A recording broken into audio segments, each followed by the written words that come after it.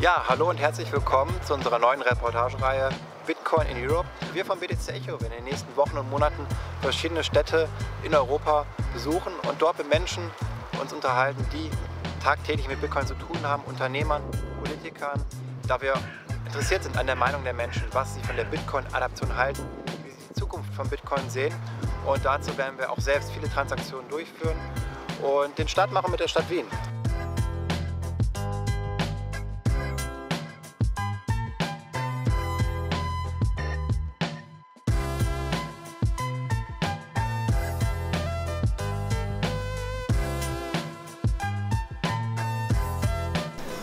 Wir befinden uns hier im Hotel Szarny, dem ersten Hotel in Österreich, das zum Teil Bitcoin-Zahlungen akzeptiert. Neben mir sitzt der Geschäftsführer Benedikt Komarek. Hallo. Hallo, grüß Gott, willkommen. Ja, Herr Komarek, wie sind Sie eigentlich zu dem Thema Bitcoin gekommen und wann? Ja, wir sind ein sehr technologieaffines Unternehmen und beschäftigen uns sehr mit den Technologien. Bei uns kann man ja auch mit dem Smartphone die Tür öffnen, die Zimmertür. Und da war es für uns naheliegend, wie wir uns mit Bitcoin ein bisschen beschäftigt haben, dass man ja auch sehr technologieaffin ist und mit dem Smartphone quasi Zahlungen tätigt, dass wir das hier bei uns implementieren. Ja, und was war so Ihre Hauptmotivation, der Hauptgrund zu sagen, im Hotel Szarny akzeptieren wir Bitcoin? Der Hauptgrund war einfach, ich habe mich mit dem Thema näher beschäftigt und habe auch einen guten Bekannten, der sehr auf diesem Thema sitzt und Bitcoin propagiert, und wie ich mich dann näher damit beschäftigt habe, habe ich mir gedacht, das ist eine Technologie, die Zukunft hat, ja. Und die Zahlungen sind einfach sehr schnell, präzise, einfach. Das hat mir gefallen. Also der Mix aus Effizienz und die Idee dahinter, einfach das Konzept hinter Bitcoin. Das Konzept gefällt mir sehr gut, weil es einfach die Zahlung sehr rasch abgewickelt werden kann. Und es ist, wie gesagt, passt sehr gut zu unserem Konzept, weil wir einfach neuen Technologien sehr aufgeschlossen gegenüber sind. Okay, sehr gut. Und mein Orangensaft, den konnte ich mit Bitcoin bezahlen, mein Zimmer leider nicht. Gibt es da etwas in Planung, dass Sie sagen, okay, wir möchten bald alles in Bitcoin akzeptieren, auch die Zimmerbuchung? Ja, wir hatten anfangs noch ein paar Probleme, das zu implementieren in unsere Website, sind aber jetzt ein guter Dinge, dass wir das in den nächsten Monaten auch zusammenbekommen und dann im Herbst auch unsere Zimmer, die Gäste bezahlen können mit Bitcoin.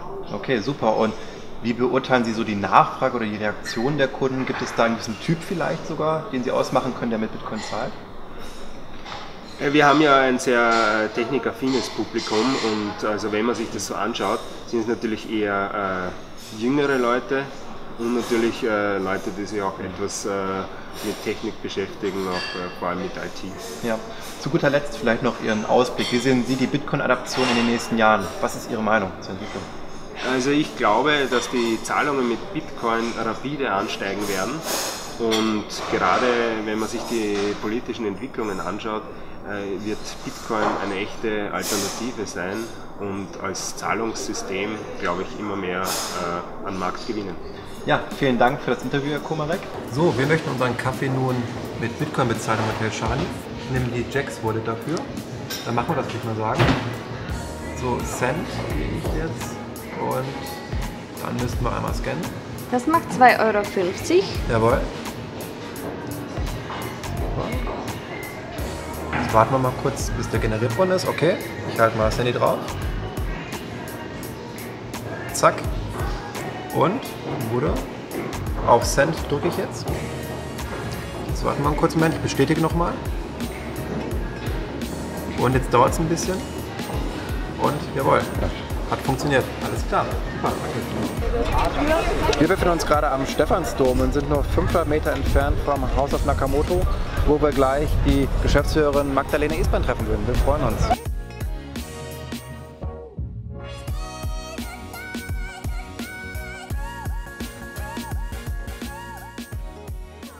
Ja, wir befinden uns hier im House of Nakamoto, mitten im Zentrum Wiens. Neben mir sitzt die Geschäftsführerin Magdalena Esbrand. Hallo Frau Esbrand. Hallo. Können Sie vielleicht unseren Zuschauern erstmal erklären, was ist das House of Nakamoto, was passiert hier, was kann man hier machen? Genau, es ist ein Kompetenzzentrum für Bitcoin. Das heißt, wir geben Neulingen die Möglichkeit, sich hier über Bitcoin zu informieren, aber nicht nur Neulingen, auch erfahrenen Bitcoinern, sage ich mal, die einfach Informationen haben möchten, wie man seine Bitcoin sicher speichern möchte, welche Möglichkeiten da existieren. Aber wir verkaufen natürlich auch Bitcoin an unserem Bitcoin-Automaten, haben diverse Gutscheine, haben Merchandising-Artikel, Wertschriften, Hardware-Wallets etc. Also alles, was das Herz begehrt im Bereich Bitcoin. Okay, also ein wunschlos, sorglos Paket kann Richtig, man sagen. genau. 360 Grad, Ja. perfekt. Und wie siehst du so den Unterschied zwischen Deutschland und Österreich? Weil viele unserer Leser sind aus Österreich, speziell Wien. Und wir hatten so den Eindruck gehabt, dass hier die Adaption von Bitcoin schon ein bisschen weiter fortgeschritten ist. Kannst du das teilen? Oder? Ja, also es gibt zwei Sichten. Einmal die regulatorische Sicht. Es ist ja so, dass es in Deutschland noch eine Recheneinheit ist und unter sonstiger Gegenstand juristisch eingeordnet wird. Und in Österreich ist es ein digitales Gut. Das heißt, man bräuchte, um Bitcoin zu verkaufen, in Deutschland eine BaFin-Lizenz, also von der Finanzmarktaufsichtsbehörde, und hier in Österreich noch nicht. Und wir arbeiten auch gerade EU-weit eine Regulierung zu finden, die vereinheitlicht.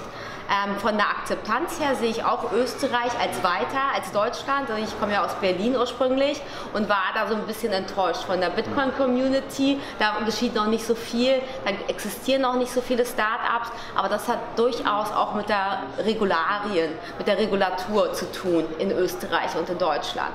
Also hier ist man einfach offener und es gibt mehr Start-ups, die in diesem Bereich tätig sind.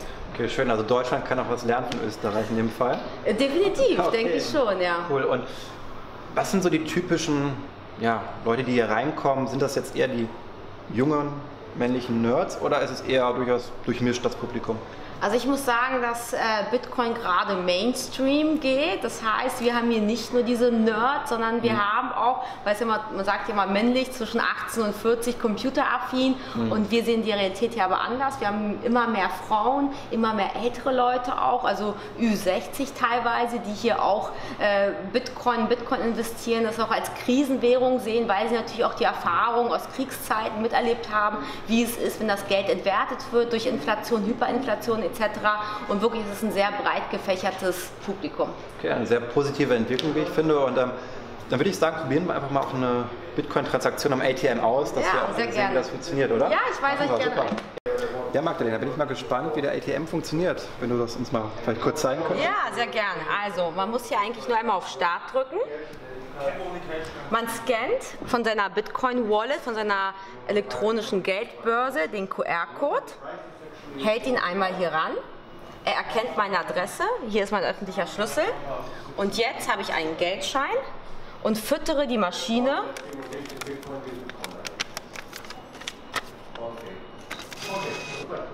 mit Geld, nur mit Barnoten, also mit Cash.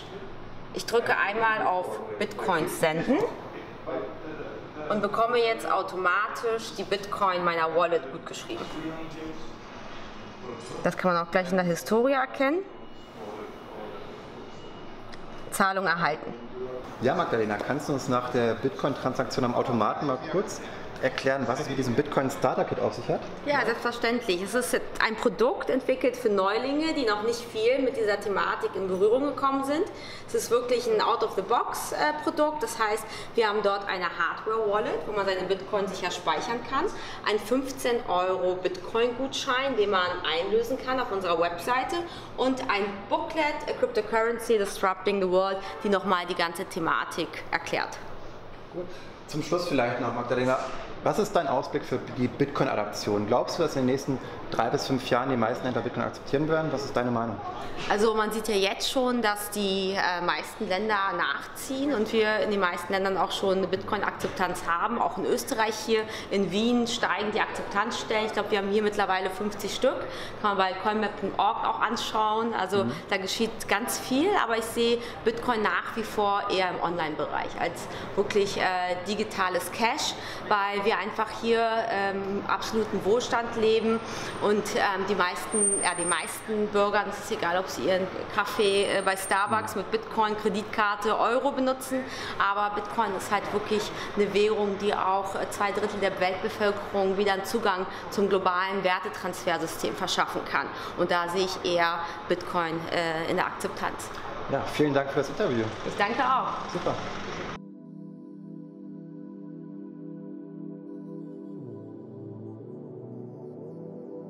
Wir befinden uns gerade auf dem Weg zu Cointed, einem Dienstleister und Broker für Kryptowährungen. Wir hatten Cointed schon auf der Blockshow Europe in München getroffen. Entsprechend freuen wir uns jetzt auf die Einladung hier in das neue Office von Cointed. Und ich bin mal gespannt, ob Jimmy uns jetzt die Tür aufmachen wird.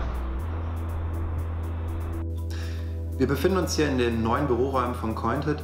Neben mir sitzt Jimmy Aho. Vielen Dank erstmal, dass du für das Interview hier eingeladen hast. Super. Jimmy, vielleicht stellst du dich einmal kurz vor und erzählst uns, ja, wie bist du dazu gekommen und was macht Cointed jetzt eigentlich genau? Ja, ich komme selber nicht aus der Kryptoszene. Ich habe mich selber jahrelang für Bitcoin interessiert und das vor allem wegen dem subversiven Potenzial in der Finanzwelt und wegen der Möglichkeit, direkt und unabhängig international Transaktionen zu tätigen. Und vor ungefähr einem Jahr hatte ich dann ganz zufällig die Möglichkeit, in die Kryptoszene zu kommen, bei dem österreichischen Unternehmen CryptoUnity. CryptoUnity ist ein in Wien ansässiges GPU-Mining-Unternehmen und weil die Szene in Österreich, wie man sich denken kann, eher klein ist, haben wir dann schon sehr bald unsere Kollegen von Cointed kennengelernt. Wegen sehr ähnlicher Philosophien und Zielsetzungen haben wir uns dann schon relativ bald mehr als Kollegen gesehen, denn als Konkurrenten. Ja. Und es hat dann nicht lange gedauert, bis wir uns entschieden haben, unsere Firmen zu fusionieren. Cool.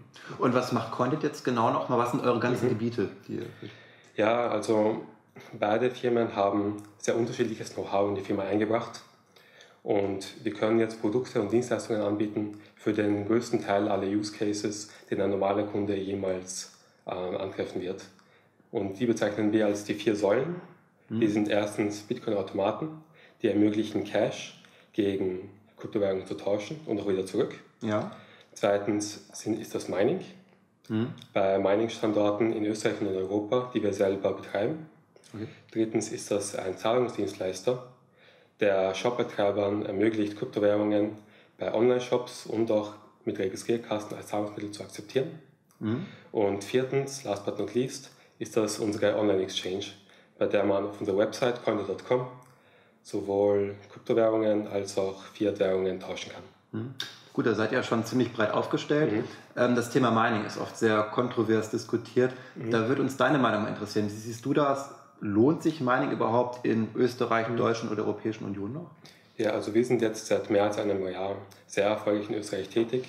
Wir haben 5 Mining-Farmen in Österreich bei verschiedenen Mittel- und Kleinwasserkraftwerken. Und wir sehen uns jetzt mit der Situation konfrontiert, dass kein Stromanbieter in Österreich mehr unseren Strombedarf decken kann. Okay. Deshalb sehen wir uns jetzt gezwungen, unsere Anlagen zu verlegen in andere europäische Länder, unter anderem nach Schweden. Ja. Und ab gewissen Abnahmemengen ist es durchaus möglich, Strom in Europa zu erschwinglichen Preisen zu bekommen. Okay. Sehr interessant, dass es dann doch also wirtschaftlich möglich ist. Ja, schon. Also es wäre einfacher, in Asien billige Preise zu bekommen. Aber wir haben uns aus verschiedenen Gründen dagegen entschieden. Okay. Erstens einmal ist die Infrastruktur einfach sehr viel besser hier in Europa. Zweitens war es uns sehr wichtig, dass wir die Wartung und das Monitoring unserer Geräte selber erledigen können. Und dafür ist einfach eine gewisse geografische Nähe notwendig. Okay. Du sagtest auch, ihr betreibt Bitcoin, Geldautomaten. Wie schaut es da aus? Wie viele betreibt ihr hier in Wien und vielleicht wie viel plant ihr noch in der Zukunft? Ja, in Wien selber haben wir 4, in Österreich 15, quer durch die Bundesländer. Die genauen Adressen kann man auf unserer Website finden.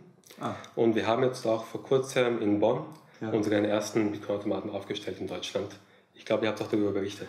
Stimmt, genau. Aber es gibt ja auch Schwierigkeiten in Deutschland von der Lizenz her, dass man es nicht überall machen kann, beziehungsweise nur, wenn eben gewisse Rahmenbedingungen gegeben sind. Also in der Öffentlichkeit darf er nicht direkt stehen. Ja, genau. Das ist eben in Österreich sicherlich etwas besser oder einfacher reguliert.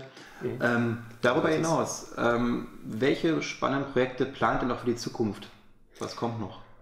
Ja, also abgesehen davon, dass wir unsere Produkte an den globalen Markt bringen wollen, planen wir im Moment mit einem Partner was wir als Crypto-Card bezeichnen. Okay. Diese Karte kann der Kunde dann mit traditionellen Währungen und auch mit Kryptowährungen beladen. Und er kann dann Kryptowährungen überall dort, wo Kreditkarten als Zahlungsmittel akzeptiert werden, mit Kryptowährungen bezahlen. Okay. Vielleicht zum Schluss nochmal deine Einschätzung zur weiteren Entwicklung. Was glaubst du, wie wird die Bitcoin-Adaption voranschreiten? Wie schnell? Können wir vielleicht schon in 3 bis 5 Jahren damit rechnen, dass ein Großteil der Händler Bitcoin akzeptieren wird? Wie siehst du die Zukunft? Ja, das ist eine schwierige Frage. Also ich sage es mal so. Jetzt mit dem neuesten Rekordhoch hat Bitcoin eine Marktkapitalisierung erreicht von 30 Milliarden Dollar. Das klingt jetzt im ersten Moment sehr viel, aber global gesehen in der Finanzwelt sind das Peanuts. Ja. Also ich glaube, Bitcoin hat immer noch einen sehr weiten Weg vor sich. Und damit Bitcoin auch wirklich im Mainstream ankommen kann, ist es nötig, dass der Prozess, Bitcoin zu erwerben und sie dann auch als Zahlungsmittel zu verwenden, einfacher gemacht wird. Für technisch unerfahrene Menschen ist das immer noch ein großes Hindernis. Und genau das ist es, was wir versuchen mit unseren Produkten zu ermöglichen. Okay. Ja, vielen Dank für das Interview, Jimmy. War sehr informativ. Sehr gerne. Und ja, wir vom BTC Echo werden am Ball bleiben und freuen uns auf die vielen neuen Projekte und dass wir auch darüber berichten dürfen. Davon gehe ich aus. Und ja, danke. Vielen Dank. Die lockere Bitcoin-Regulierung stellt Österreich an die Spitze der Bitcoin-Adoption. Doch die Freiheit hat ihren Preis, denn in Österreich fehlt an manchen Orten die Rechtssicherheit für moderne Kryptounternehmen. Wir verlassen das schöne Wien. Unser nächster Halt wird die tschechische Hauptstadt Prag sein.